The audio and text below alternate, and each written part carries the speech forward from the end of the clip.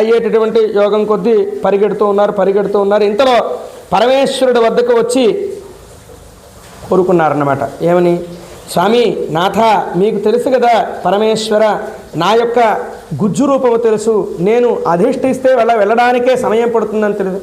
నానా, మాతాపితరులకి ప్రదక్షిణం చేసినటువంటి ఏ శిశువైనా అంకిత భావంతో ఈ భూమండలం మొత్తానికి కూడా మేము వాగర్థ సంపృక్త వాగర్థ ప్రతిపత్తయే జగతపితరవు వందే పార్వతీ పరమేశ్వరు, జగత్ అంతటికీ కూడా చేసినటువంటి పుణ్యం నీకు ప్రాప్తిస్తుంది అని చెప్పనగా, విఘ్నాధిపత్యము అంటే విఘ్నము కలిగినప్పుడు అస్త్రాలు వేసేయటము, యుద్ధం చేసేయకుండా సూక్ష్మ బుద్ధితోటి ఆ విఘ్నాలని తొలగించే ప్రయత్నం చేయాలి. సామోపాయంగా, దండోపాయం కాకుండా సామరస్యంగా చర్చల ద్వారా మనం యుద్ధం చేయాలి. అంతే తప్పితే బాణాలు ఉన్నాయి కదా అని విసిరేటటువంటి స్పీడ్ కాదు మనకు కావాలి. అందుకనే నీకు ఈ విషయాన్ని బోధిస్తూ ఉన్నాను అని చెప్పి స్వామిని పార్వతీ పరమేశ్వరుని పెట్టి కైలాసం అలా ప్రదక్షిణ చేస్తూ ఉండగా, ఎక్కడికి స్కందుడు వెళ్తూ ఉన్నా కూడా ముందుగా అన్నయ్య స్నానం చేసి పైకి విఘ్నేశ్వరుడు పైకి రావడం జరిగింది. ఆహాహా